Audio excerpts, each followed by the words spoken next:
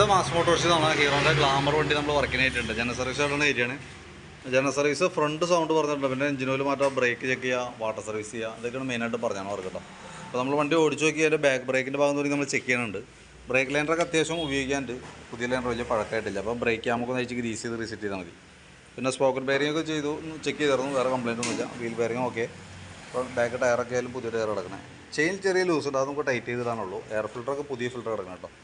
പിന്നെ അതേപോലെ അതിൻ്റെ മെയിൻ ഒരു കംപ്ലയിൻ്റ് എന്ന് പറഞ്ഞാൽ എഞ്ചിൻ ഓയിൽ ലെവൽ വളരെ കുറവായിട്ടുണ്ട്. ഇത് ശരിക്കും പറഞ്ഞാൽ കഴിഞ്ഞ സർവീസിൽ വരുമ്പോൾ നമുക്ക് ഓയിൽ ലെവൽ കുറവ് കാണിക്കുന്നുണ്ട്. അപ്പോൾ ഇപ്പോഴും തീരെ ലെവൽ കുറവായിട്ടുണ്ട്. അപ്പോൾ നമുക്ക് ഏകദേശം അതിൻ്റെ എഞ്ചിൻ ഹെഡിൻ്റെ ഭാഗമൊക്കെ സിലിണ്ടർ ഹെഡിൻ്റെ ഭാഗമൊക്കെ അഴിക്കേണ്ട ഒരു ടൈം ആയിട്ടുണ്ട് കേട്ടോ. കാരണം ഓയിൽ ലെവൽ കുറഞ്ഞു പോകാമെന്ന് പറഞ്ഞാൽ മൈന്യൂട്ടായിട്ട് ഓയിൽ കത്തണമെന്നാണ് അതിനകത്ത് മനസ്സിലാവുക.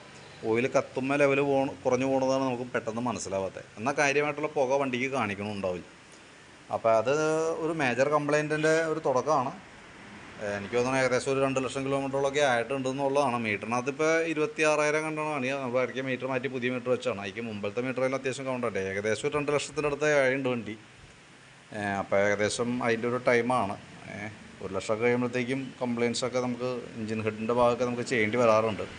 അപ്പോൾ ഈ ഓയിൽ ലെവൽ കുറഞ്ഞു പോകുന്നത് സിലിണ്ടർ ഹെഡിലേക്ക് ഓയിൽ കയറി വരികയും അത് കത്തി പുകയായിട്ട് പുറത്തേക്ക് പോകുന്നുണ്ട്. നമുക്ക് പ്രത്യക്ഷത്തിൽ ഒരു ക്വാണ്ടിറ്റി കൂടുതൽ വരുമ്പോഴാണ് നമ്മുടെ കണ്ണിൽ പെടുള്ളൂ. അതല്ലെങ്കിൽ മൈന്യൂട്ടായിട്ട് പോകണം നമ്മളറിയില്ല. അപ്പോൾ അങ്ങനെ പോകുമ്പോഴാണ് ഈ ഓയിൽ ലെവൽ ഇതേപോലെ കുറഞ്ഞു പോകണം കേട്ടോ.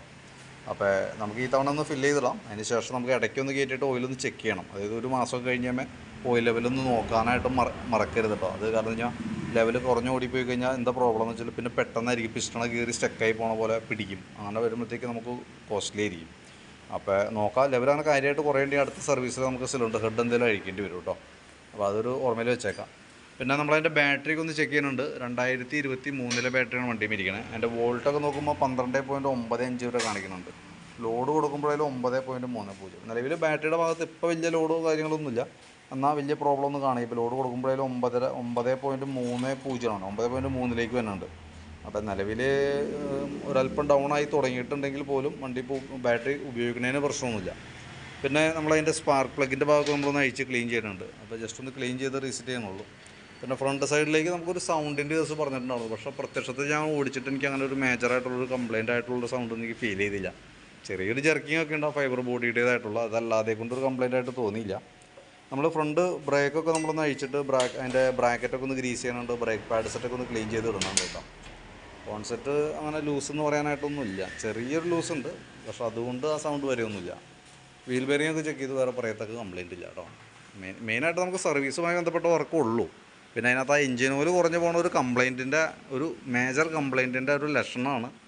അത് നമ്മളൊന്ന് ശ്രദ്ധിക്കുകയാണെങ്കിൽ കുറേ കൂടി നമുക്ക് ഉപയോഗിക്കാം. ഇതേപോലെ ഒരു മാസമൊക്കെ കഴിഞ്ഞ് കഴിയുമ്പോൾ ഓയിൽ ചെക്ക് ചെയ്യുക. കാര്യമായിട്ട് ലെവൽ കുറവുണ്ടെങ്കിൽ നമുക്ക് നെക്സ്റ്റ് സർവീസിൽ, അടുത്ത സർവീസിൽ നമുക്ക് സിലിണ്ടർ ഹെഡ് നമുക്ക് അഴിക്കേണ്ടതായിട്ട് വരും കേട്ടോ. അതൊന്ന് ഓർമ്മയിൽ വെച്ചേക്കാം.